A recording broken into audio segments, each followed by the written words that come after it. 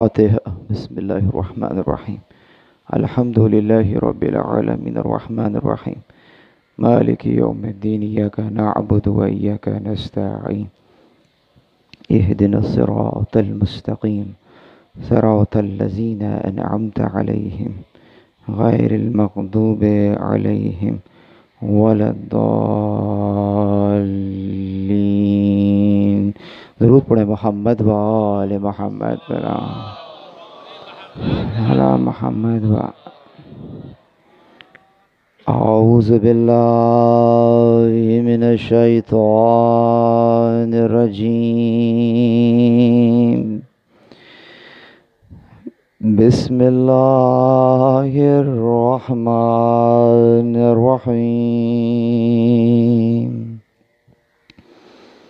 الحمد للہ رب العالمین.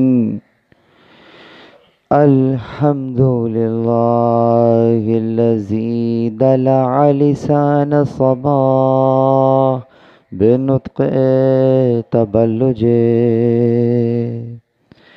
وسرها قطع الليل المظلم بغياهب تلجلج وأتقنا صنع الفلك الدوار في مقادير تبرج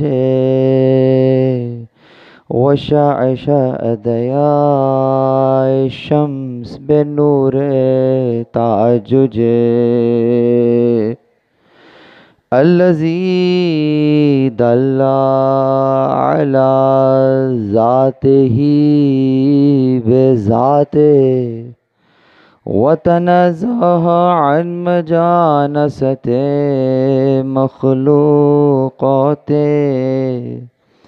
وجل عن ملائمة كيفياته الذي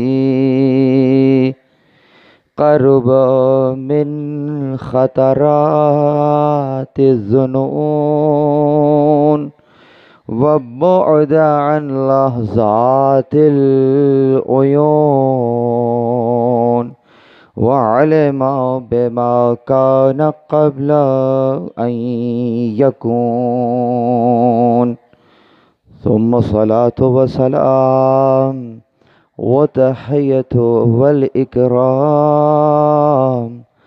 على رسول ثقلين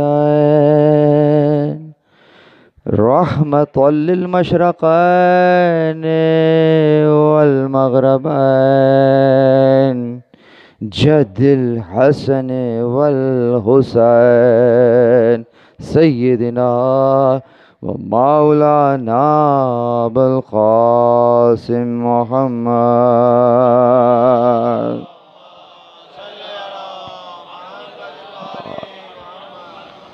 وأهل بيته الطيبين الطاهرين المعصومين المظلومين المنتجبين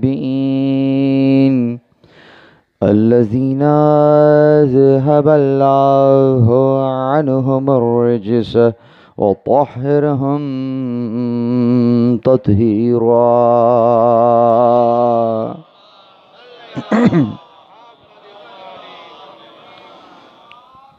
ولعنة الله على أعدائهم من يوم عداوتهم إلى قيام يوم الدين. أما بعد، قال الله سبحانه وتعالى في محكم كتابه المجيد وفرقانه الحميد. بسم الله الرحمن الرحيم. قل هل يستوي الذين والذين قل هل يستوي الذين يعلمون والذين لا يعلمون. درود پڑھے محمد و آل محمد پر.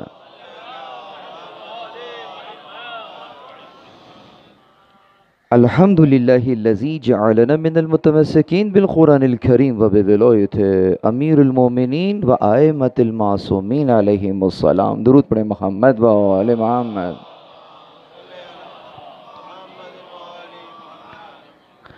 تمام تر تعریفیں خدائے وحدہ لا شریک کے لیے. درود اور سلام محمد اور اہل بیت محمد علیہ الصلاۃ والسلام کی ذوات مقدسہ پر.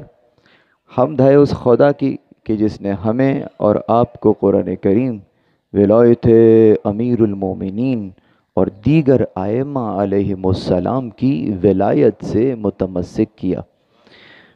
پروردگار عالم کا لطف ہے، احسان ہے، توفیق ہے کہ پہلے درجے میں اس نے ہماری اور آپ کی عمر کو اتنا طویل کیا کہ 1445 ہجری کے ماہ مبارک سیام میں ہم اور آپ سانس کھینچ رہے ہیں.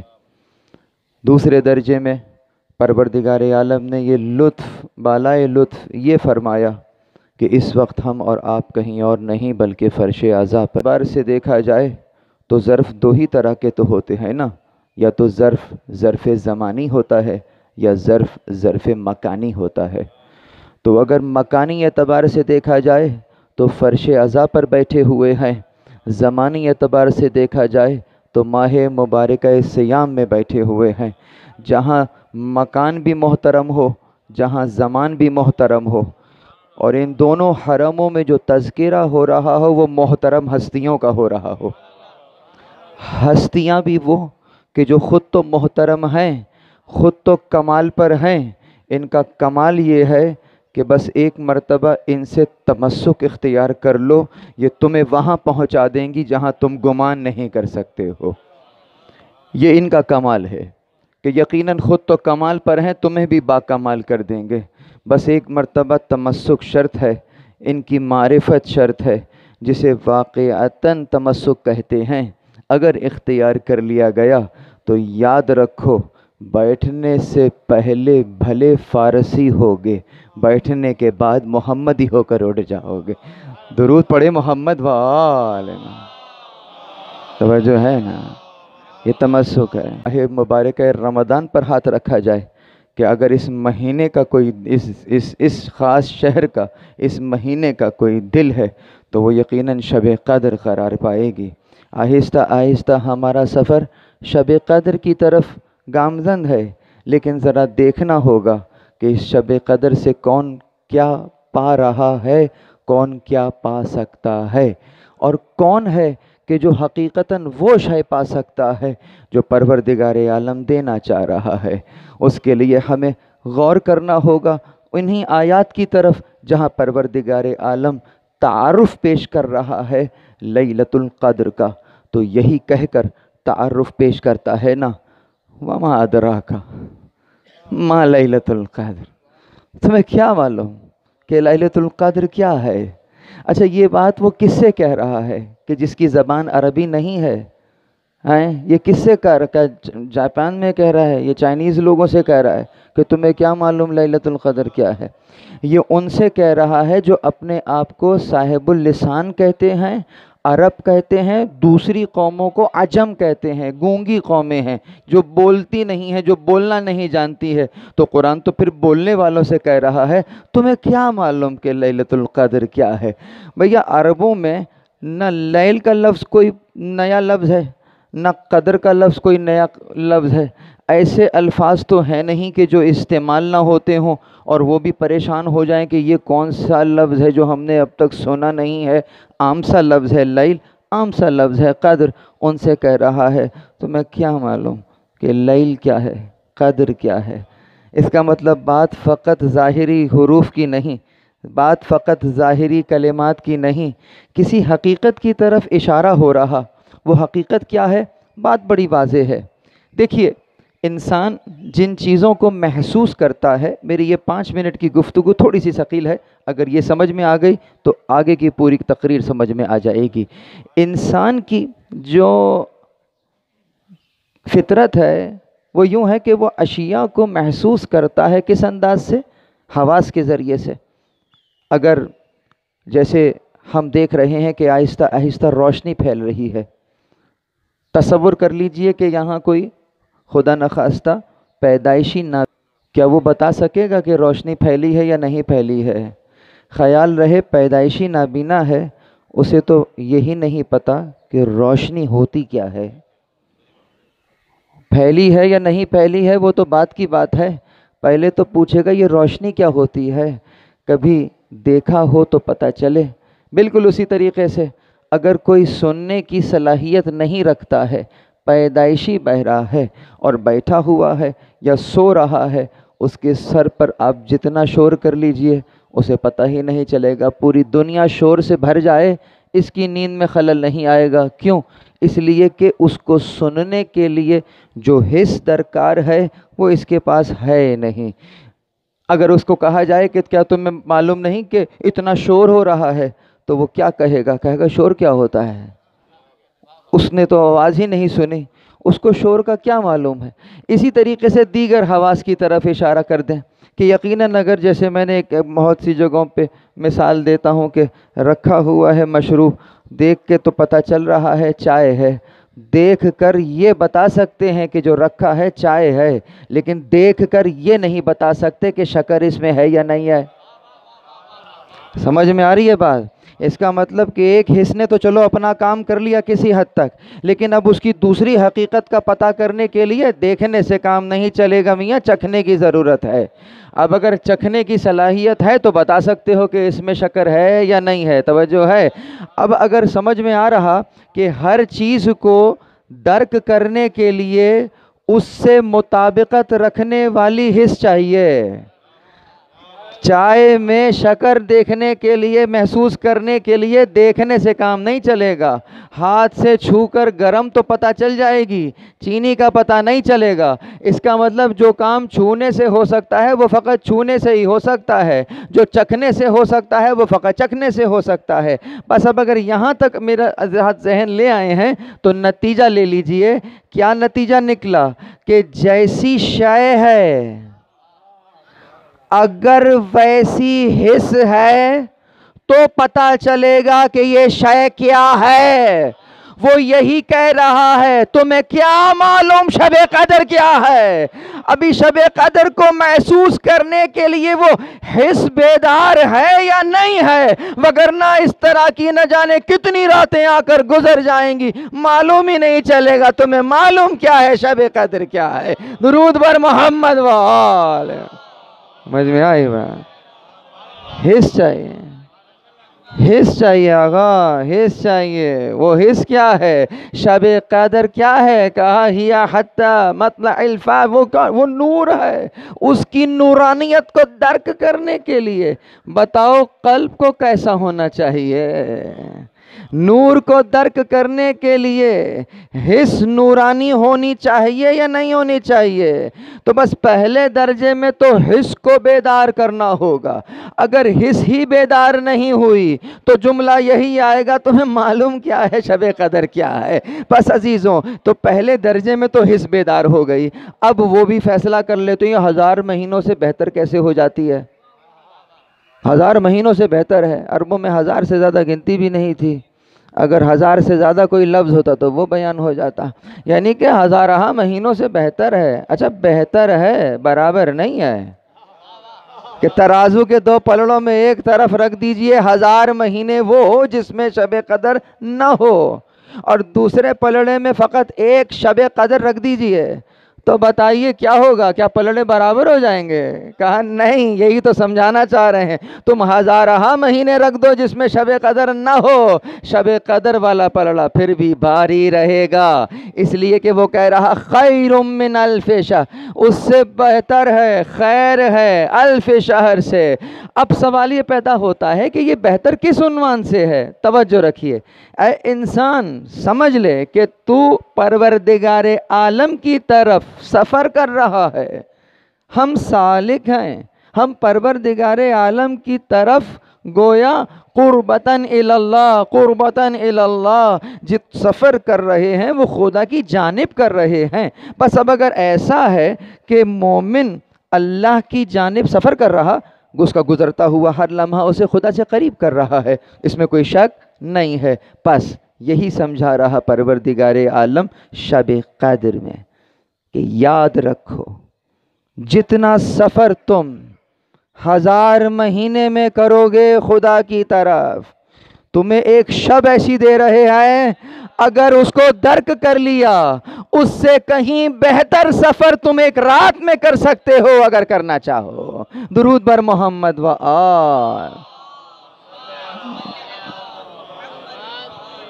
ایک رات میں کر سکتے ہو اگر یہ سفر تم واقعتاً کرنا چاہو۔ پس عزیزوں آگے بڑھیے، آگے چلتے ہیں۔ تو جس طریقے سے شب قدر کی اگر معرفت نہ ہو تو وما ادراک ما لیلۃ القدر، بالکل اسی طریقے سے ائمہ معصومین علیہم السلام ہیں، اگر معرفت نہ ہو تو پھر تمہیں کیا معلوم ہے کہ تمہارے درمیان میں کون ہے؟ تمہیں کیا معلوم ہے؟ تم ان کو ایسے ہی سمجھ رہے ہوگے جیسے آپس میں اٹھتے ہو بیٹھتے ہو، تم رسول اللہ کو بھی ایسے ہی پہچانتے ہوگے جیسے آپس میں ایک دوسرے کو پہچانتے ہو۔ یہی کہا قرآن کریم نے کہ اس رسول کو جو ہم نے بھیجا ہے یہ لوگ ایسے پہچانتے ہیں کما یا کہتے ہیں یعرفونہ کما یعرفون ابنا کما یعرفون ابناہم، یہ رسول کو یہ جو ہم نے بھیجا ہے ایسے پہچانتے ہیں جیسے اپنے بیٹوں کو پہچانتے ہیں۔ سننے سے لگتا ہے کتنی اچھی معرفت رکھتے ہیں، اپنے بیٹے کو ان سے زیادہ کون پہچانے گا؟ اگر ایسی معرفت کوئی رسول اللہ کی رکھتا ہے تو کتنی اچھی بات ہے۔ اچھی بات نہیں ہے، جہاں وہ بات کر رہا ہے سمجھیں، اس کو سمجھنے کی ضرورت ہے۔ یہ لوگ رسول اللہ کو ایسے پہچانتے ہیں جیسے اپنے بیٹوں کو پہچانتے ہیں، یعنی کہ کیا؟ یعنی کہ یہ فلاں ہے، یہ فلاں صاحب کا لڑکا ہے، یہ فلاں کا لڑکا ہے اور یہ عبداللہ کا لڑکا ہے۔ جس طریقے سے یہ آپس میں ایک دوسرے کی پہچان کرتے ہیں، جس طرح سے یہ آپس میں ایک دوسرے کی قبیلوں سے دوسروں کو پہچانتے ہیں، انہوں نے وہی معیار قرار دیا ہوا ہے اس کو پہچاننے کے لیے۔ یہ اس کو ایسے پہچان رہے ہیں جیسے آپس میں پہچانتے ہیں، ویسے نہیں پہچان رہے جیسے اللہ پہچنوانا چاہ رہا ہے۔ وہ پہچنوانا چاہ رہا ہے کہ یہ جو اتارا ہے جسے ہم نے تمہارے درمیان میں مبعوث کیا ہے یہ وہ پاک و پاکیزہ ہستی ہے جسے ہم نے رسول اللہ بنا کر بھیجا ہے۔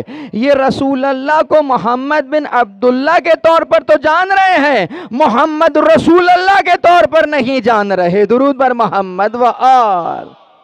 معرفت سمجھ میں آئے؟ بس اب اگر اس طریقے سے دیکھیں تو یہ معرفت نہیں ہوگی کہ ان کے بیٹے کون تھے، ان کے باپ کون تھے اور ان کے بھائی کون تھے۔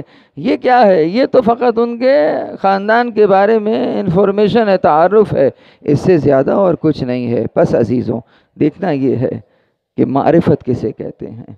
معرفت یعنی ان کو ان کے مقام اور منصب سے پہچاننا، ان کو ان کے اس انداز سے پہچاننا کہ جیسا پروردگار عالم پہچانوانا چاہ رہا ہے۔ آئیے اب چونکہ یہ ایام اور خاص آج کی مجلس مولا متقیان کے لیے ہے، ان کے لیے جو آیت ہم نے آپ کے لیے انتخاب کی ہے وہ سورہ مبارکہ زمر کی آیت ہے، جہاں پروردگار عالم ارشاد فرما رہا قل هل يستوي الذين يعلمون والذين لا يعلمون، کہ ان سے کہہ دو قل هل يستوي، کیا برابر ہے؟ هل يستوي الذين يعلمون، کیا برابر ہے وہ کہ جو جانتا ہے، والذین لا يعلمون، اس کے کہ جو نہیں جانتا۔ یعنی پروردگار عالم کی بارگاہ میں جو معیار برتری قرار پا رہا ہے وہ کیا شے قرار پا رہی؟ وہ کوئی اور شے نہیں، علم قرار پا رہا۔ جو صاحبان علم ہیں وہ یقیناً برتر ہیں، جو صاحبان تقوی ہیں وہ یقیناً برتر ہیں، اور جو نہیں جانتے ہیں ان کی تو ذمہ داری لگا رہا کہ فَاسْأَلُوا أَهْلَ الذِّكْرِ إِن كُنتُمْ لَا تَعْلَمُونَ، تم اہل ذکر سے پوچھو اگر تم نہیں جانتے ہو تو جو نہیں جانتا ہے اس کی ذمہ داری ہے کہ تم سوال کرو، اور جو جانتا ہے اس کی ذمہ داری ہے کہ تم جواب دو۔ یہ جو جانتا ہوگا، جس کو نہیں ہے لیکن اس کے مصادیق بہت ہیں، لیکن بہرحال ایک مصداق جو بڑا مصداق ہے وہ کون؟ وہ وہی آل محمد ہیں۔ اس کا مطلب یہی کہ آل محمد کی ذمہ داری خدا نے کیا لگائی کہ آپ بیان کریں گے، آپ جواب دیں گے، اور جو لوگ نہیں جانتے وہ سوال کریں گے۔ یعنی کہ جو یعلمون والے ہیں، جو جانتے ہیں، ان کو اگر جاننے والا کہا جا رہا ہے تو یاد رکھیے گا کوئی وقت نہیں گزرا ہوگا کہ وہ ہوں گے لیکن کچھ جانتے نہ ہوں گے، وہ جانتے ہوں گے، اور جو نہیں جانتے ہوں گے ان کی ذمہ داری یہ ہوگی کہ آپ ان سے سوال کرتے رہیے، یہ آپ کو جواب دیتے رہیں گے۔ کیسے پہچان ہوئی ان کی؟ کس طریقے سے تاریخ کے اوراق کے اوپر وہ سامنے آئے؟ بس اسی سے پہچان لیجئے کہ جب حق واپس اپنی اس جگہ پر آیا تو آنے کے بعد اپنی پہچان بھی یہیں پر ہاتھ رکھ کے کروائی کہ سلونی سلونی قبل ان تفقدونی، مجھ سے پوچھو، مجھ سے پوچھو۔ گویا اپنا تعارف کرا رہے ہیں کہ ممبر پر وہ آ چکا ہے کہ جس کے لیے پروردگار کہہ رہا قل فاسألوا اہل الذکر ان کنتم لا تعلمون، کہ پوچھ لو اہل ذکر سے اگر نہیں جانتے ہو۔ گویا اہل ذکر اپنا تعارف کرا رہا ہے، ہم یعلمون ہیں جو تمہارے درمیان میں آ گئے ہیں، تم لا یعلمون ہو جن کی ذمہ داری سوال کرنا قرار پا رہی ہے۔ درود پڑھے محمد واہ۔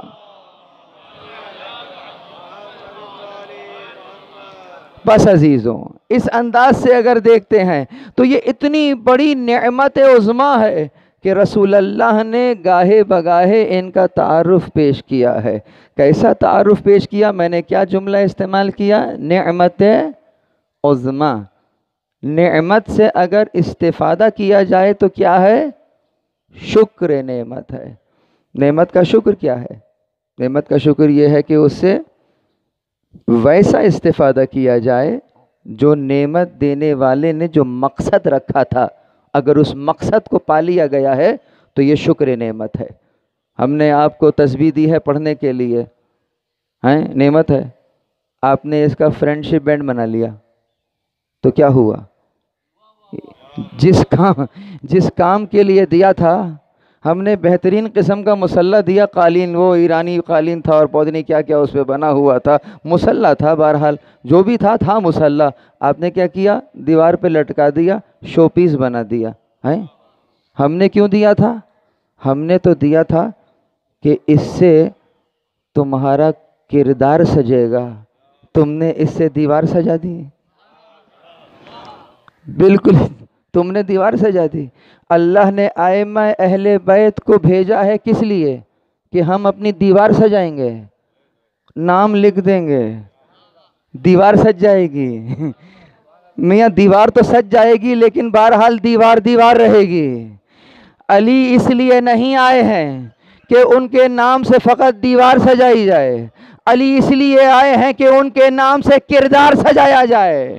وہ خود بھی باکمال ہے، وہ چاہتے ہیں اگر تم اپنی زندگی کو ان کے حوالے کر دو تو وہ تمہیں تم نہیں رہنے دیں گے، اپنے درجے میں لے آئے۔ درود پر محمد و آل محمد، اپنے درجے میں لے کر آئیں گے۔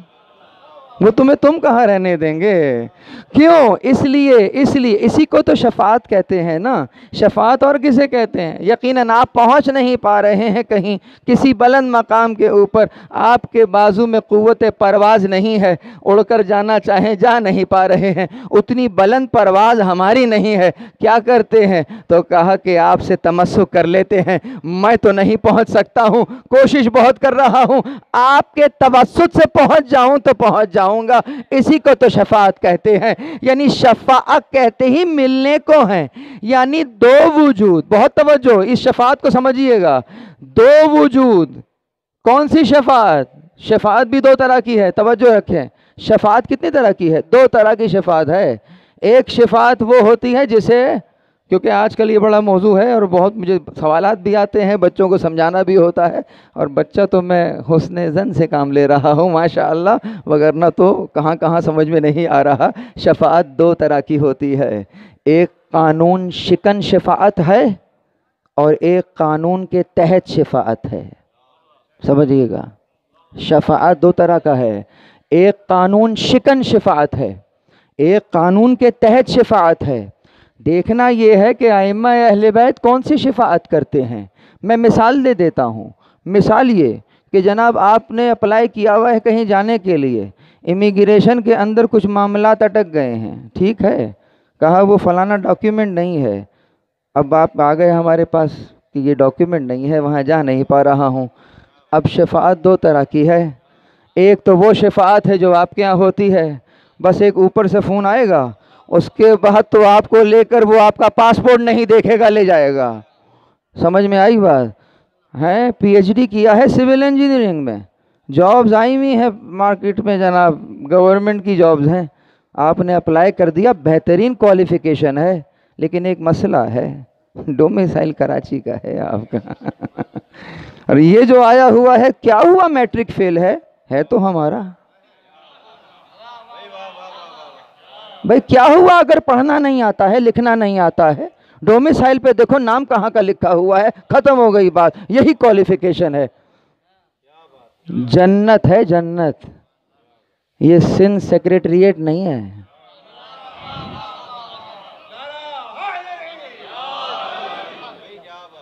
یہ اس کا نظام ہے، فول پروف نظام ہے۔ یہ کون سی یہ جو شفاعت ہو رہی ہے یہ کون سی ہو رہی ہے؟ بالکل اسی طرح۔ اب اس کو اب آپ سمجھیں گے کہ یار اس ایگزامپل کا یہاں کیا تعلق ہے؟ تعلق ہے، کسی نے ذہن میں بٹھایا ہے کہ اللہ نے فیصلہ کر دیا جہنم کا، مثلا اللہ نے فیصلہ کر دیا اور اللہ کے فیصلے کو لے کر فرشتے چلے، حکم اس کا چل گیا، فرشتے لے کر چلے اور کوئی درمیان میں آیا کہ کیا کر رہے ہو، دیکھتے نہیں کون ہے، چلے جاؤ، اس نے خدا کی حکومت کو چیلنج کر دیا کہ تو قادر ہوگا کسی اور کے لیے، میرے علاقے میں تیری قدرت نہیں چلتی ہے۔ یہ قانون شکن شفاعت ہے۔ اگر کوئی شفاعت پر اعتراض کرتا ہے تو ممکن ہے ذہن میں اس قسم کی شفاعت ہو۔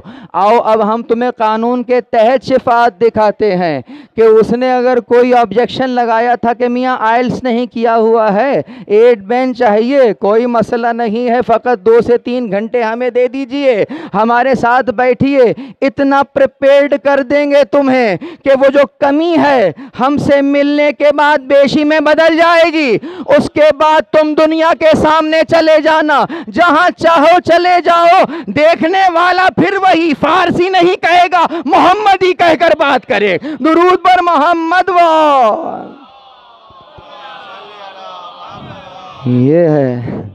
یہ ہے شفا، یعنی کہ وہ کمی بیشی میں بدل گئی۔ کیسے بدلی؟ اچھا اب یہاں پر شاید کوئی اعتراض پر اعتراض کر دے، اچھا تو ہم وہ ہو سکتے ہیں، ہم وہ بن جائیں گے؟ نہیں بھیا، آپ کس سے کون کہہ رہا ہے آپ وہ بن جائیں گے؟ میں نے 25 بار ایگزامپل دی، اور وہ یہ کہ یقیناً اگر ایک لکڑی کو میگنیٹ سے لگڑتے رہیں گے تو میاں لکڑی لکڑی رہے گی، میگنیٹ میگنیٹ رہے گا، لیکن ایک مرتبہ اگر لوہے کو میگنیٹ سے رگڑنا شروع کر دیا، 5 منٹ دے دیجئے، اس کے بعد دیکھیے کیا ہوتا ہے، جو کشش میگنیٹ میں تھی وہ اب اس لوہے میں بھی آنا شروع ہو جائے گی۔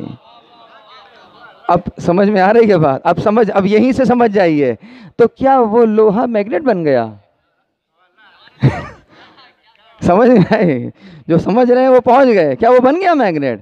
کہا نہیں بنا، کیا ہے؟ کہا لوہا ہے، لوہا پہلے بھی لوہا تھا، لوہا بھی، وہ نہیں بنا جو وہ ہے۔ کیوں؟ وہ اصلاً اپنی کشش رکھتا ہے، یہ اپنی کشش نہیں رکھتا، ان سے متمسک ہو کر کشش لے رہا ہے، یہ اپنی کشش کو لینے کے لیے ان کا محتاج ہے، وہ اپنی کشش خود رکھتے ہیں۔ بالکل اسی طریقے سے تم اگر ان سے متمسک ہو گئے ہو، یقیناً تم ہی رہو گے، لیکن بھیا اگر ولی سے متمسک ہوئے ہو، خوشبوئے ولا آئے گی یا نہیں آئے گی؟ درود پر محمد و آل۔ मुमकिन कैसे है कि तुम बाबुल इल्म से मुतमस्सिक हो रहे हो और तुम्हारे अंदर सब कुछ है, इल्म नाम की कोई चीज़ नहीं है। तुम्हारी पहचान इल्म से नहीं हो रही है, तुम्हारी पहचान कुछ और चीज़ों से हो रही है कि जब गैर तुम्हें देखता है और पता चलता है कि आप फलाना हैं, हाँ, तो वो हाथ रखता है, अच्छा आप वो करते हैं, यूं करते हैं, वो किसी रस्म पे हाथ रखता है जिसका ताल्लुक़ मेरे मकतब की बुनियाद से नहीं है। ना उसे पता है कि मेरे मकतब की बुनियाद क्या है, और माजरत के साथ मुझे भी नहीं पता कि मेरे मकतब की बुनियाद क्या है। इसीलिए मैं उन चीज़ों पर हाथ रखता हूँ, उन चीज़ों को साबित कर रहा होता हूँ जिस पर मेरे मकतब की बुनियाद नहीं है। आपके मकतब की बुनियाद किस पर है? आपके मकतब की बुनियाद उसी शय पर है जहाँ जब फरिश्तों ने पूछ लिया अतजअलु फीहा मन युफ्सिदु फीहा वयुस्फिकु दिमा वनहनु नुसब्बिहु बिहम्दिक वनुक़द्दिसु लक, इसे बनाएगा कि जो ज़मीन में कुछ तो खून करेगा, फसाद बर्पा करेगा, हम तो तेरी तस्बीह करते हैं, तेरी तक़दीस करते हैं। ये जुमला समझ में आ रहा है? समझिए, कभी आयत को इस तरह से भी तो देखिए। इस जुमले में अगर फरिश्ता ये ना कहता तो फरिश्ते का सवाल ना रहता, एतराज़ बन जाता।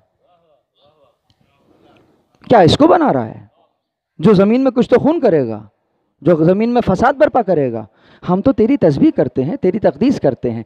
यानी ये जो वनुसब्बिहु बिहम्दिक वनहनु नुसब्बिहु बिहम्दिक वनुक़द्दिसु लक, यानी फरिश्ता कह रहा है कि हम ये जो तुझसे सवाल कर रहे हैं ये ऐसी हालत में कर रहे हैं कि हम तेरी तक़दीस कर रहे हैं, तेरी पाकी बयान कर रहे हैं। हमें पता है कि तेरा फैसला गलत नहीं है, लेकिन हमें समझ में नहीं आ रहा है कि इसको क्यों बना रहा है। तो परवरदिगार आलम ने इन्हीं को टेस्ट केस बना दिया। अच्छा ऐसा ही, व अल्लमल आदमल अस्मा कुल्लहा, आदम को तमाम के तमाम अस्मा की तालीम दी। सुम्मा अरदहुम अलल मलाइका, फिर मलाइका के सामने पेश किया, कहा बताओ अम्बिऊनी बिअस्माए हाउलाए, बताओ इनके अस्मा के नाम। फरिश्ते फरिश्ते रह गए, अस्मा रह गए, इसीलिए काबिल इशारा कह रहा है हाउलाए, इनके नाम बताओ। फरिश्ता नहीं बता पा रहा, कहता है सुब्हानका ला इल्मा लना इल्ला मा अल्लमतना, हमें तो उतना ही है जितना तू दे देता है। फिर आदम को पेश किया, आदम ज़रा इनको बतला दो, अम्बिउहुम बिअस्माइहिम। अब हाउलाए और हिम में समझ में आ रहा होगा कि आदम के लिए वो हाउलाए नहीं रहे, आदम के लिए फ़कत वो इस तरह से काबिल इशारा नहीं रहे। क्यों? आदम ने उन्हें अपने नफ्स में जज्ब कर लिया। जब जज्ब कर लिया तो वहां पहुंचने लगे कि एक इल्म से दूसरा इल्म, दूसरे इल्म से तीसरा इल्म। फरिश्ता हैरान हो गया, ये कौन है? हमें तो वही है जो तू दे देता है, ये तेरा खलीफा इल्म में कहाँ जा रहा? कहा यही तो हम बतलाना चाह रहे हैं, हम वो जानते हैं, हमने नहीं कहा था हम वो जानते हैं जो तुम नहीं जानते। तो नतीजा क्या निकला? नतीजा ये निकला कि जो पहला खलीफा नामजद हो रहा है उसकी अगर बरतरी को सामने रखा, किसी सिफत को सामने ना रखा, इल्म को सामने रखा, जहां फरिश्ते भी हाथ बांध लें कि हमें तो उतना ही है जो तू दे देता है, इसके इल्म तक तो हमारी रसाई नहीं है। बस अब अगर यही मयार है जो पहले खलीफा के लिए है, तो बस अब अगर रसूल अल्लाह भी किसी के लिए खिलाफत का कहें तो उसमें भी मयार यही रहेगा कि जो इल्म में सबसे बरतर हो, यानी अगर वो है तो फिर जान बाकी है, अगर अली नहीं होंगे तो हलाकत ही हलाकत है। दुरूद पर मोहम्मद व आले। समझ में आया?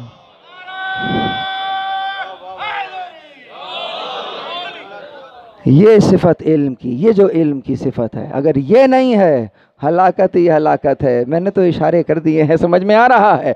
तो बस यही समझाना चाह रहे हैं कि अगर इस अली को दरमियान से निकाल लें तो फिर तो हलाकत ही हलाकत है। वो क्या शय है जो तुम्हें बचा के रखती है? वो वही शय है कि जब चौथे इमाम तारुफ करा रहे हैं तो वहाँ भी तारुफ किसी और चीज़ से नहीं कराया कि हमें 6 चीज़ें आता हुई, लक़द ऊतीना सित्तन व फुद्दिलना बिसबअ, हमें 6 चीज़ें अता हुई हैं। ऊतीनल इल्म, والحلم سماحت والفصاحہ شجاعت ومحبت فی قلوب المؤمنین. پہلی صفت کیا بیان کی؟ ہمیں علم عطا ہوا ہے. گویا آپ اپنا استحقاق بیان کر رہے ہیں کہ جس جگہ تو بیٹھا ہوا ہے یہ تیری جگہ نہیں ہے، اس لیے کہ جسے یہاں ہونا چاہیے اس کو ہونا چاہیے جسے پروردگار نے علم دیا ہے، اور وہ علم تجھے نہیں دیا، وہ ہمیں دیا ہے. اور یہ علم فقط علم نہیں ہے جو ہمیں دیا ہے، ہمیں علم کے ساتھ حلم بھی دیا ہے. یہ بہت ضروری ہے. اگر علم کے ساتھ حلم نہ ہو تو معاملہ تہس نہس ہو جائے گا. یعنی علم کو کب کہاں کتنا استعمال کرنا ہے یہ علم بتاتا ہے، کب کہاں کون سی بات ظاہر کرنی ہے یہ علم بتاتا ہے. آل محمد کہہ رہے ہیں ہمیں علم بھی عطا ہوا ہے، ہمیں حلم عطا ہوا ہے. بالکل اسی لیے چونکہ انہیں یہ اشیاء عطا ہوئی ہیں، پیغمبر اکرم صلی اللہ علیہ وآلہ وسلم نے مختلف مقامات پر تعارف کرایا اس انداز سے کہ اگر ان سے متمسک ہو تب تو یقیناً وہاں پہنچ سکتے ہو جہاں خدا دیکھنا چاہتا ہے، اور اگر ان سے متمسک نہیں ہو تو بس پھر سمجھ لینا کہ تمہارا ٹھکانہ کہاں ہوگا. میں آیت پڑھتا ہوں، روایت آج نہیں پڑھ رہا، اگرچہ لے کر آیا تھا روایت لیکن اس کو ایک طرف کر دیا. بس زحمت تمام کر رہا ہوں. اس آیت کو دیکھیے گا کہ پروردگار عالم کیا دیکھنا چاہ رہا ہے، کہ نامہ اعمال میں کیا ہے ایسا کہ اگر وہ ہے تو پھر دوسری چیزوں کو بھی دیکھ لیں گے، اور اگر وہی نہیں ہے تو بس پھر کسی چیز کی طرف دیکھنے کی ضرورت نہیں ہے. وہ کہتا ہے منجا. سمجھیے گا آیت، ذرا مزاج سمجھیے گا. اگر یہ آیت سمجھ میں آ گئی آج کی مجلس کا یہ اس سے اچھا تبرک میں نہیں دے سکتا. کہتا ہے توجہ رکھیے، منجا بالحسنت فلہ خیر منہا. جو آیا حسنہ لے کر اس کے لیے ہمارے پاس اس سے اور زیادہ ہے. فلہ خیر منہا، اس کے لیے اس سے اور زیادہ ہمارے پاس ہے. وَهُوَ مِن فَزْعٍ يَوْمَئِذٍ آمَنُونَ. اور وہ اس دن کہ جو سختی کا دن ہوگا، پریشانی کا دن ہوگا، یعنی قیامت کا دن ہوگا. قیامت کا دن بھی کیا، قیامت کا دن ہوگا تو اس قیامت کے دن وہ امن میں رہے گا. کیا پیکیج دیا پروردگار نے؟ جو لایا حسنہ کو ہمارے پاس اس سے بہتر ہے، یعنی ہم اس میں بڑھا دیں گے، ہم اس میں اضافہ کریں گے، اور اس کے لیے وہ جو پریشانی کا دن ہے اس میں امن ہے، امان ہے. ٹھیک. اب اس آیت کو 180 ڈگری پلٹ دیجئے. کہا وَمَنْ جَاءَ بِالسَّيِّئَةِ، اور جو آیا برائی کو لے کر، اب کیا کریں گے؟ کہا فَكُبُّتْ وُجُوهُهُمْ فِي النَّارِ، منہ کے بل جہنم میں پھینک دیں گے. اللہ اکبر. اور جو یہ جہنم میں پھینک رہے ہیں تو یہ جہنم میں گرتے گرتے آوازیں لگا رہا ہوگا، او پروردگار وہ میرے روزے کہاں گئے، پروردگار وہ میری نماز تھی، او میرا حج تھا، او میرا وہ فلانا زکوٰۃ تھی. تو پھر وہاں سے جواب اگلی آیت میں آ رہا کہ یہ جو ہم نے پھینکا ہے کہ فَكُبُّتْ وُجُوهُهُمْ فِي النَّارِ، کہتا ہے هَلْ تَجْزُونَ إِلَّا مَا كُنْتُمْ تَعْمَلُونَ، کیا یہ جزا اس سے کچھ الگ ہے جو تم کرتے ہوئے آئے ہو؟ دنیا میں کچھ ایسا کیا ہے تم نے، یہ جو جزا دے رہے ہیں کیا یہ اس سے کچھ الگ ہے جو ہم تمہیں دے رہے ہیں؟ سمجھ میں آئی بات؟ اب مجھے ایک جواب دیجئے. دیکھیے غور و غوص تو اسی کا نام ہے نا. لے کر کیا آئے ہو؟ حسنہ لے کر آئے ہو نا. ایسا ہے؟ حسنہ لائے ہو یا حسنات لائے ہو؟ بھئی ہم تو حسنات لے کر گئے ہیں نا. یہاں کوئی دنیا، یہاں جتنے لوگ مجھے سن رہے ہیں اور جہاں جہاں تک میری آواز جا رہی ہے، کوئی ایک شخص ہے یہ کہہ سکتا ہے کہ اس کے نامہ اعمال میں کوئی برائی نہیں ہے؟ کوئی ہے کہہ سکتا ہے؟ معصوم کے علاوہ یہ کوئی کہہ نہیں سکتا کہ اس کے نامہ اعمال میں کوئی برائی. اور یہاں آیت کیا کہہ رہی ہے؟ وَمَنْ جَاءَ بِالسَّيِّئَةِ فَكُبُّتْ وُجُوهُهُمْ فِي النَّارِ. اگر کوئی لایا کوئی برائی تو ہم جہنم میں اوندھے منہ پھینک دیں گے. کہاں جائیں گے؟ ہمارے نامہ اعمال میں تو ایک یاد رکھیے گا، مجھ جیسا آدمی اگر یہ کہے نا میرے نامہ اعمال میں تو کوئی برائی نہیں ہے، یہی سب سے بڑی برائی ہے۔ اگر کوئی یہ کہے میری تو کوئی نماز قضا نہیں ہوئی، بس سمجھو پھر جو پڑھی ہے وہ پتہ نہیں کیا پڑھی ہے۔ اتنا گھمنڈ ہے تمہیں اپنی نماز پر، میرے نامہ اعمال میں تو کوئی برائی نہیں ہے۔ اگر کہہ رہے ہو اس سے بڑی کوئی برائی نہیں ہوتی، کیوں؟ یہ تکبر ہے جو تم خدا کے سامنے کر رہے ہو۔ یہاں تک اگر کوئی یہ بھی کہہ رہا ہے میں تو تکبر نہیں کرتا، اس سے بڑھ کر اور تکبر کیا ہوگا؟ اتنی جری ہو کر کہہ رہے ہو میں تو نہیں کرتا، اسی کو تو تکبر کہتے ہیں۔ تو بس کیا کہہ رہا ہوں کہ کون ہے جو کہہ سکتا ہے؟ کوئی نہیں کہہ سکتا، کوئی نہیں کہہ سکتا۔ تو پھر کہاں جائیں گے؟ نامہ اعمال میں برائی ہے، فَكَبُّتْ وُجُوهَهُمْ فِي النَّارِ۔ اب وہ کہاں گئی نمازیں، کہاں گئی وہ سب چیزیں، کہاں گئیں؟ تو بس دیکھنا پڑے گا۔ اچھا ادھر پلٹ کے یہاں سے بھی دیکھ لیجئے، ٹھیک ہے برائیاں ہیں لیکن ساتھ میں اچھائیاں بھی تو ہیں۔ بھائی روزے رکھے ہیں، نمازیں رکھی ہیں، حج بھی کیے ہیں، بہت کچھ کیا ہے، یہ بھی تو لکھا ہوا ہے۔ یہ حسنات بھی ہیں، یہ برائیاں بھی ہیں، ٹھیک؟ حسنات بھی لائے ہیں، برائیاں بھی لائے ہیں۔ اب پروردگار عالم کے اوپر ہے کہ کیا فیصلہ کرتا ہے، لیکن وہ یہاں پر حسنات نہیں کہہ رہا، حسنہ کہہ رہا ہے۔ یہاں وہ برائیاں نہیں کہہ رہا، برائی کہہ رہا ہے۔ اب دیکھنا یہ ہے وہ حسنہ کون سا ہے۔ جو وہ دیکھ لیتا ہے تو پھر کچھ اور دیکھنے کی ضرورت نہیں ہے۔ وہ برائی کون سی ہے کہ اگر وہ دیکھ لیتا ہے تو پھر کسی اچھائی کو دیکھنے کی ضرورت نہیں ہے۔ تو اس کو دیکھنے کے لیے کہتے ہیں نا القرآن یفسرہ بعضہ بعض، قرآن کا بعض حصے کی شرح کرتا ہے۔ یہ جو میں نے آیت پڑھی ہے یہ سورہ نمل میں سے پڑھی ہے۔ اب آ جائیے سورہ نمل کی آیت کو لے کر چلتے ہیں ہم دوسری طرف، اور وہاں پہ ہمیں نظر آئے گا کہ یہ کون سی ایسی حسنہ ہے کہ اگر وہ لے کر آ رہے ہو تو فَلَهُ خَيْرٌ مِّنْهَا، اور کون سی ایسی برائی تمہارے نامہ اعمال میں دکھ گئی ہے کہ اب کسی حسنات کی طرف نظر نہیں جا رہی ہے۔ اب اس آیت کو پڑھتا ہوں جو ہم عموماً آدھی پڑھتے ہیں، پوری پڑھتے نہیں ہیں۔ اگر پوری پڑھ لیں تو سمجھ میں آ جائے۔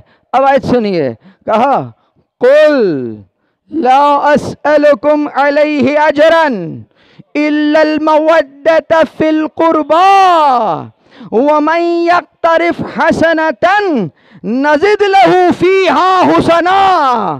کہا کہہ دو اے رسول میں کچھ نہیں مانگتا تم سے سوائے یہ کہ میرے قرابت داروں سے مودت کرو۔ پھر کہتا ہے جو لایا یہ حسنہ ہم اس میں اضافہ کر دیں گے۔ اب سمجھ میں آیا وہ حسنہ کون سا ہے جو انسان اگر لے کر چلا گیا تو پھر اس کے لیے اس سے بھی بہتر ہے۔ وہ برائی کون سی برائی ہے؟ وہ برائی بغض اہل بیت ہے۔ اگر نظر آ گئی حسنات کی طرف نہیں دیکھیں گے فَكُبُّتْ وُجُوهُهُمْ فِي النَّارِ۔ درود پڑھے محمد وآل محمد۔ میں تو آیت پڑھ رہا ہوں، روایت نہیں ہے کہ جھوٹی روایت ہو، روایت نہیں ہے کہ ضعیف روایت ہو۔ میں نے دیکھا آیت کا مزاج دیکھیے، بالکل سامنے رکھیے۔ وہ آیت کہہ رہی ہے کہ اگر کوئی لے کر آیا تو فَلَهُ خَيْرٌ مِّنْهَا۔ یہ آیت دیکھیے کہتا ہے وَمَنْ يَقْتَرِفْ حَسَنَةً نَزِدْ لَهُ فِيهَا حُسْنًا۔ جو لے کر آئے گا یہ نیکی اس کے اندر ہم اضافہ کر دیں گے۔ تم کسی ایک امام کو اپنا امام تسلیم کرو، ہم ایک کے بعد دوسرا تمہیں دیں گے، تیسرا تمہیں دیں گے، یہاں تک کہ 12ویں کے ذریعے سے زمین کو عدل و انصاف سے ایسے بھر دیں گے۔ درود بر محمد وآل محمد۔ اضافہ ہی اضافہ کریں گے، اضافہ ہی اضافہ کریں گے۔ اللہ اکبر۔ یہ ہے وہ حسنہ۔ خدا کرے کہ یہ حسنہ ہمارے نامہ اعمال میں رہے، خدا کرے کہ یہی حسنہ ہمارے نامہ اعمال میں رہے کہ اگر یہ حسنہ واقعتاً ہم نے لے لیا تو نزد لہو فیہا حسنہ، ہم اس کے اندر اضافہ کریں گے۔ اسی کو تو شفاعت کہتے ہیں کہ تم اس کے توسط سے آ رہے ہو، ہم تمہیں بھی جانتے ہیں انہیں بھی جانتے ہیں۔ اگر ان سے تمسک نہ ہوتا وہاں پہنچ نہیں سکتے تھے جہاں پہنچا دیے گئے ہو۔ درود پر محمد وہاں پہنچ دی، تمسک ہے۔ بس عزیزو، میں نے زحمت دی آپ کو، میں اسی لیے رسول اللہ نے کتنے مقامات کے اوپر کہا میرے اہل بیت سے مودت، میرے اہل بیت سے مودت۔ یہ کیا ہے؟ کہا یہی دین ہے، دین ہی یہی ہے۔ اللہ اکبر۔ آل محمد سے مودت اجر رسالت ہے، اجر رسالت ہے۔ یعنی کہ کیا؟ یعنی مودت کا اظہار کیا ہوتا ہے؟ مودت کیا ہوتی ہے؟ محبت کیا ہوتی ہے؟ بس یہاں پر آئیں اور آپ کی زحمت تمام۔ محبت آگا ہو جاتی ہے، مودت کی جاتی ہے۔ وہ محبتوں کی بات نہیں کر رہا، وہ مودت کی بات کر رہا ہے۔ وہ کچھ دیکھنا چاہتا ہے، تم چاہتے ہو ان کو، محبت کرتے ہو، ثابت کرو کہ محبت کرتے ہو۔ میں نے کل رات ہی مجلس پڑھ رہا تھا نا، اگزامپل کیا دی تھی کہ خدا نہ خواستہ آپ بیمار ہو گئے، اللہ آپ سب کو صحت دے، اور پتہ چلے سارا شہر دیکھنے آ گیا، زیغم رضوی صاحب دیکھنے نہیں آئے، اور 6 مہینے کے بعد مل رہے ہیں۔ کہا طبیعت کیسی ہے آپ کی؟ کہہ رہے جائیے جائیے، سارا شہر دیکھنے آیا تھا، آپ دیکھنے نہیں آئے۔ ہم کہا میں بہت محبت کرتا ہوں آپ سے۔ کہتے جاؤ جھوٹ بولتے ہو، اگر کرتے ہوتے تو دیکھنے ضرور آتے ہیں۔ میں کہوں گا نہیں میں آنا چاہتا تھا، یہ ہو گیا، ارے جانے دو، نہیں آ سکتے تھے فون کر لیتے۔ دیکھو اب آپ کیا کہہ رہے ہیں؟ میں تو محبت کرتا ہوں، میں محبت کرتا ہوں۔ وہ کہہ رہا ہے اچھا یہ کر لیتے، یہ کر لیتے، یہ کر لیتے، اتنا کر لیتے۔ وہ کرنے پہ زور کر رہا ہے، میں کہہ رہا ہوں مجھے آپ سے محبت ہے۔ گویا جو دعویٰ فقط زبانی کلامی کیا جا رہا، ہم بھی تو محبت کرتے ہیں، ہم بھی تو محبت کرتے ہیں، ان سے کہنا پڑے گا اگر محبت کرتے ہو ثابت کرو محبت کرتے ہو۔ گویا اگر زبانی کلامی ہے تو محبت فقط زبانی دعویٰ ہے، مودت اظہار کا نام ہے محبت کے۔ اگر محبت رکھتے ہو اظہار کرو اہل بیت سے محبت کرتے ہو۔ یعنی یہ مجلس عزا کا انعقاد کیا ہے؟ یہ اظہار محبت ہے، مودت اہل بیت ہے، اور نتیجتاً اجر رسالت ہے۔ اجر رسالت محبت قرار نہیں پا رہا، مودت قرار پا رہا ہے۔ درود بر محمد و آل مودت ہے۔ بس عزیزوں، بس عزیزوں، ختم کر دیا میں نے۔ یعنی اتنی تمام کی تمام تقریر کو اب خلاصہ کریں۔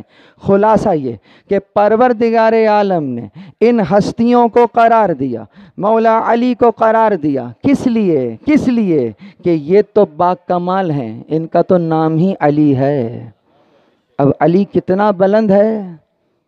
یہ وہ کہہ رہا ہے جو علی الاعلیٰ ہے، جس کی بلندی کا فہم و ادراک میں آنا ممکن نہیں ہے، وہ کہہ رہا ہے یہ بلند ہے۔ کتنا بلند ہے ہمیں نہیں معلوم، بس یہ سمجھ سکتے ہیں کہ جس قدر معرفت تم ان کی رکھو گے، جس قدر اپنی ذہنیت، اپنے شعور کو بلند کرتے رہو گے، علی کو اتنا ہی بلند پاؤ گے۔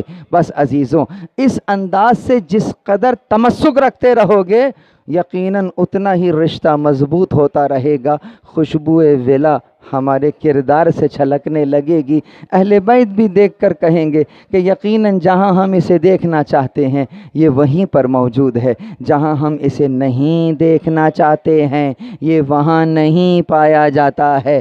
بس عزیزوں، اس کو شفاعت کہتے ہیں، اسی کو بلندی کہتے ہیں۔ بس علی سے اسی چیز کو لے لیجئے، ائمہ معصومین سے اسی چیز کو لے لیجئے، یہی شکر نعمت ہے۔ اگر یہ شکر ادا نہ کیا گیا تو پھر وہ حدیث آ جائے گی سامنے۔ اب اتنی تمہید سمجھیں، کہہ لیجئے اس حدیث کو اب ہمت کر کے پڑھ رہا ہوں، وگرنہ پہلے ہمت نہیں تھی پڑھنے کی۔ جب پوری تقریر سن لی ہے کہ نعمت کا شکر کس طرح سے کیا جاتا ہے اور نعمت سے سوء استفادہ کیا جائے تو کفران نعمت کس طرح سے کیا جاتا ہے، یہیں رسول اللہ فرما رہے علی خیر البشر من شک فیہ فقط کفر۔ علی خیر البشر ہیں، اگر کسی نے شک کیا فقط کفر، اس نے گویا، اب یہاں کفر کا مطلب یہ نہیں کہوں گا کہ کافر ہو گیا، یعنی نعمت کا انکار کر رہا ہے تو یقیناً شکران نعمت نہیں کر رہا، کفران نعمت کر رہا ہے۔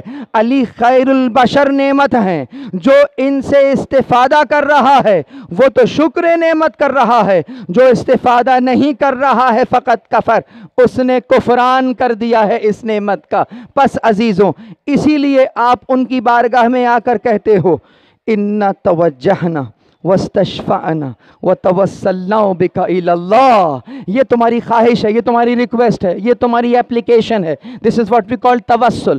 توسل کا مطلب کیا ہوتا ہے؟ اپلیکیشن ڈالی ہے تم نے، اس اپلیکیشن پر رسپانس ہوگا۔ یہ رسپانس کیا ہے؟ یہ رسپانس شفاعت ہے۔ آپ نے کہا اِنَّا توجہنا، یہ آپ نے اپلیکیشن ڈالی، اس کو توسل کہتے ہیں، اسی لیے دعا کو دعائے توسل کہہ رہے ہیں۔ اس توسل کے نتیجے میں وہ کیا کر رہے ہیں؟ آپ نے کہا یا وجیحن، تمہارا وجیحن کہنا ہی کافی ہے، وہ سمجھ گئے کہ تم کیا چاہتے ہو۔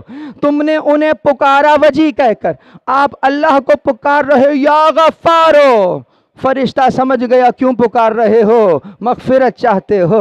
تم نے کہا یا رزاقو، وہ سمجھ گیا کیا چاہتے ہو، رزق چاہتے ہو۔ تم نے یہاں سے کہا یا علیمو، علم چاہتے ہو، تبھی تو علیم کہہ کر پکار رہے ہو۔ تم نے ائمہ اہل بیت علیہم السلام کو دیکھا، کہا یا وجیحان، اے وہ جو وجی ہے پروردگار عالم کی بارگاہ میں، کیا چاہتے ہو؟ یقیناً جیسے آپ وجی ہیں، اشفع لنا عند اللہ، مجھے بھی ایسا وجی کر دیجئے، میں خود سے نہیں ہو پا رہا، آپ کے قدموں کی خاک مجھے وہاں پہنچا دے گی۔ درود پر محمد و آل محمد۔ یہ ہے وہ، اسی لیے کہا طبتم وطابت الارض التي فيها دفنتم، تم پاک ہو اور یہ زمین بھی پاک ہو گئی جہاں تم دفن ہو گئے ہو۔ ایسے مل گئے ان کے ساتھ کہ کس درجے میں چلے گئے۔ امام معصوم بھی کہہ رہے السلام علیکم یا اولیاء اللہ و احباء۔ لیکن امت کی ستم ظریفی یہ کہ جو علی سے استفادہ کرنا تھا، اللہ اکبر، جو باب العلم سے استفادہ کرنا تھا، عزیزوں کوئی پوچھنے والا نہیں تھا، کوئی سوال اٹھ کر پوچھ لے۔ میرا مولا سلونی سلونی کہہ رہا، پھر انشاءاللہ کبھی وقت ہوا تو پورا خطبہ تلاوت کروں گا کہ مولا نے کیا خطبہ، ایک خطبے میں 4 مرتبہ کہا ہے سلونی۔ کسی ایک میں جرت نہیں ہے اخلاقی کہ اٹھ کر سوال کر لے۔ سوال کرنے والے سوال کر رہے ہیں کہ میرے سر میں بال کتنے ہیں، اللہ اکبر اللہ اکبر۔ اور میرے مولا کی شرافت دیکھیے، میرے مولا کی امانت دیکھیے، کیونکہ سینہ بھرا ہوا ہے رازوں سے۔ اس کی طرف دیکھ کر کہتے ہیں میں بتلا تو دوں، لیکن یہ بتلا اس کی تصدیق کہاں سے کرائے گا؟ میرا مولا بتلانے کو تیار ہے، لیکن پھر ایک شکوہ کر رہا ہے کہ اس کی پریشانی کو دیکھ رہا ہے، میں بتلا تو دوں گا، یہ بتا اس کی تصدیق کہاں سے کرائے گا؟ تصدیق کرنے کے لیے بھی تو ادھر ہی آئے گا نا، تو ہم سے کون سا سوال کر رہا؟ اس کے بعد رازوں سے پردہ اٹھانا چاہیں تو اٹھا سکتے ہیں، بس اتنا کہا کہ سن، تیری داڑھی کے ہر بال میں ایک شیطان ہے، اور وہ جو بچہ تیرے گھر میں پل رہا ہے میرے حسین کا قاتل ہے۔ اللہ اکبر۔ بتانا چاہیں تو یہاں تک بتا سکتے ہیں، تو مجھ سے داڑھی کے بال پوچھ رہا ہے، اللہ تو جتنا پوچھنا تھا نہ پوچھا۔ یہ شکوہ ہے مولا علی کا۔ بس عزیزوں گزر گیا نا آج کا دن بھی، ہم تو آہستہ آہستہ شب قدر کے قریب ہو رہے ہیں، تم آہستہ آہستہ شب قدر کے قریب ہو رہے ہیں، زینب اپنی یتیمی کے قریب ہو رہی ہے، آج 20 کا دن بھی شروع ہو گیا۔ آپ کے مولا کی حالت معلوم ہے کیا ہے آج کے دن؟ اگر 19ویں کا دن کا معلوم ہو کہ جب ضربت چلی ہے تو میرے مولا نے مٹی اٹھائی اور آیت پڑھتے ہیں اسی سے پیدا کیا ہے، اسی میں لوٹا دیے جاؤ گے۔ اللہ اکبر۔ فزت رب الکعبہ، رب کعبہ کی قسم علی کامیاب ہو گیا۔ یہ جملہ یہاں سے ہوا، باہر سے آواز آ رہی گردوں سے کہ تحدمت واللہ ارکان الہدی، کہ ہدایت کے مینار منہدم کر دیے گئے۔ بس عزیزوں مولا علی کو گلیم پہ اٹھا کر گھر لے کر آئے تھے نا، تمہید باندھ رہا ہوں، زما سمجھیے گا، خدا تمہیں مسجد کوفہ لے جائے، جاؤ جا کے دیکھو مسجد کوفہ اور علی کے گھر کے راستے میں کتنا فاصلہ ہے، مسجد اور علی کے گھر میں فاصلہ کتنا ہے؟ راوی کہتا ہے کہ مسجد سے علی کو لے کر چلے تھے، مولا حسن مسجد سے گھر تک پہنچے ہیں، اتنا روئے ہیں، اتنا روئے ہیں، آپ کی آنکھوں کی پلکیں شکستیں ہو گئی۔ اللہ اکبر۔ مولا صبر کی تلقین کر رہے، حسن نہ رو، حسین نہ رو، دیکھو مجھے کون لوگ لینے آئے ہوئے ہیں، آپ کے نانا آئے ہوئے ہیں، آپ کی والدہ آئی ہوئی ہے۔ مولا بچوں کو صبر کی تلقین کر رہے تھے۔ اب جب گھر میں داخل ہوئے، بیٹی بولے بابا کا چہرہ دیکھا، زینب نے گریا شروع کیا، ام کلثوم نے گریا شروع کیا، یہاں بیٹیوں کا گریا بلند ہوا، وہاں مولا علی بھی رونے لگے، یہاں بابا رو رہے ہیں، وہاں بیٹیاں رو رہی ہے۔ میں کہوں گا مولا آپ سے بیٹیوں کا رونا برداشت نہ ہوا، ارے کربلا سے کوفہ یہی زینب ہوگی۔ مولا 40 ہجری ہے، آپ بھی موجود ہیں، حسنین بھی موجود ہیں، اور تو اور زینب کے سر پر چادر بھی موجود ہے، لیکن وہ جو 61 ہجری آ رہی ہے، کوفہ یہی ہوگا، زینب بھی یہی ہوگی، لیکن سر پر چادر نہیں ہوگی، ہاتھوں میں رسیاں ہوگی۔ مولا آج رونا برداشت نہ کر رہے ہیں، بتائیے اس دن کیسے برداشت کیجئے گا؟ پس عزیزو وقت گزر رہا، خدا معلوم آئندہ سال یہ توفیق ملے نہ ملے، اگرچہ شہادت سے قریب ہے، لیکن ایک روایت شہادت کی پڑھنا چاہتا ہوں۔ عزیزوں آہستہ آہستہ یہ جو آج کا دن گزر رہا ہے نا، ایک شخص کا بیان ہے کہ میں اپنے مولا سے ملنے آیا، میں نے دیکھا کہ میرے مولا کے سر پر ایک کپڑا بندھا ہوا تھا، میں فرق نہیں کر پایا کہ کپڑا زرد ہے یا میرے مولا کا چہرہ زیادہ زرد ہے۔ زہر اتنا سرائیت کر گیا ہے کہ میرے مولا اس انداز میں بھی سوالوں کے جوابات دیتے جا رہے ہیں، کہتے ہیں مجھ سے پوچھ لو، مجھ سے پوچھ لو، کہتے ہیں ہاں پوچھ لو، لیکن ذرا مختصر سوال کرنا۔ اللہ اکبر۔ یہ جو آج کا دن گزر رہا ہے قیامت کا دن ہے عزیزو، یہ جو نماز ابھی آپ نے پڑھی ہے عزیزو، یہ آج کا دن ہے، آپ کے مولا نے بیٹھ کر نماز پڑھی۔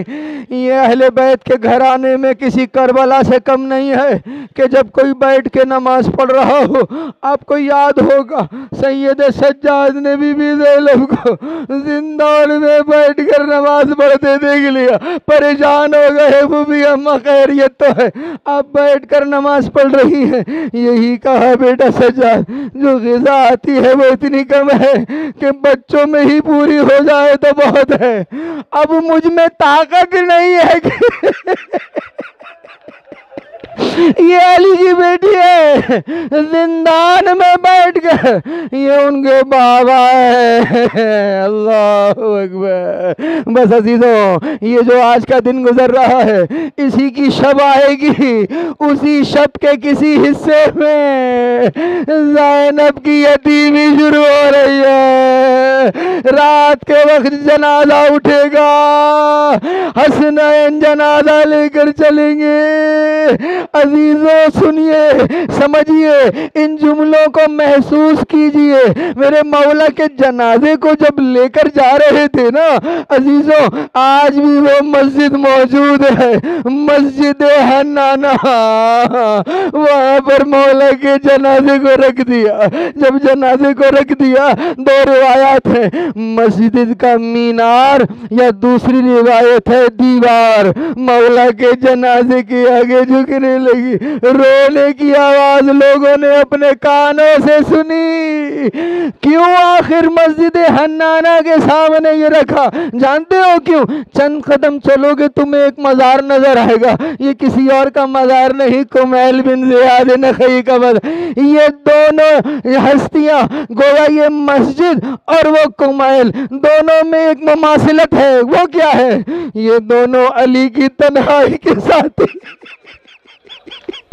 میرا مولا رات کی تاریکی میں گوفے سے باہر جاتا، مسجد حنانہ میں راز و نیاز کرتا، وہاں وہ کمیل موجود ہے، یہاں مسجد موجود ہے۔ جب اس نے علی کے جنازے کو دیکھا، لوگوں نے گریہ کی آواز اپنی کانوں سے سنی۔ بس عزیزوں یہ جنازہ لے کر چلے، دفنا کر واپس آ رہے۔ آخری جملے سنیے گا، یہاں پر میرے مولا کی مظلومیت سمجھیے گا۔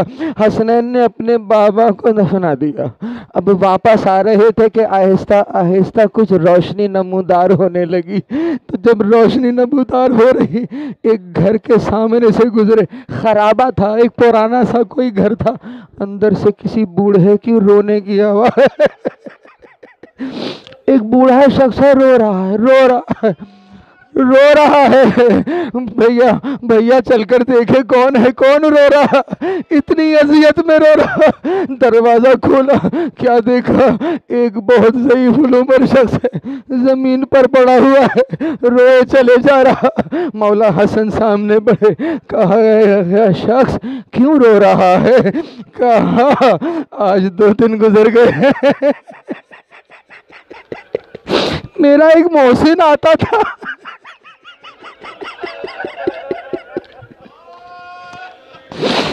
مجھے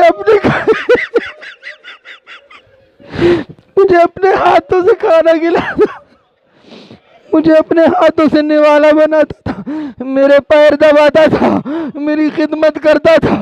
2 دن ہو گئے وہ نہیں آیا۔ کہا کیا نام تھا؟ کہا بہت پوچھا، جب بھی نام پوچھتا تھا کہتا تھا غریب جالسن میں مسکینہ، ایک غریب ہے جو مسکین کے ساتھ بیٹھا ہے۔ کہا کوئی نشانی ہے؟ کہاں ایک نشانی ہے، جو خوشبو اس کے پاس آتی تمہارے پاس وہی خوشبو۔ پھر مولا نے کہا اے شخص وہ اب نہیں آئے گا، اسے تو ہم دفنا کر آ رہے، تڑپ کے رہ گیا۔ اب پتہ چلا کہ اب کون آیا کرتا تھا، پتہ چلا کس سے خدمت لے، میں اپنے مولا سے خدمت لے رہا تھا۔ تڑپ تڑپ کے کہتا ہے مجھے قبر پہ لے چلو، مجھے قبر پہ لے چلو۔ بہت ضد کی، جب اٹھا کر قبر تک لے گئے، اتنا ملتا اس قدر چیخ مار کے رویا، وہیں پر دم نکل گئے۔ عزیزو اسی لیے کہتے ہیں بابا کی قبر پر جانے کے لیے، سمجھیے گا، یہاں یہ اپنے مولا کی قبر پر گیا، برداشت نہ کر سکا تو میں زینب کا جگر سمجھ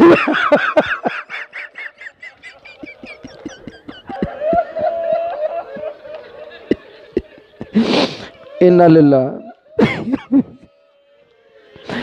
لِلَّهِ وَإِنَّا إِلَيْهِ راجعون۔ وَسَيَعْلَمُ الَّذِينَ ظَلَمُوا أَيَّ مُنقَلِبٍ يَنقَلِبُونَ۔ یا رب الحسین بحق الحسین اشف صدر الحسین بظہور الحجہ، ماتم حسین۔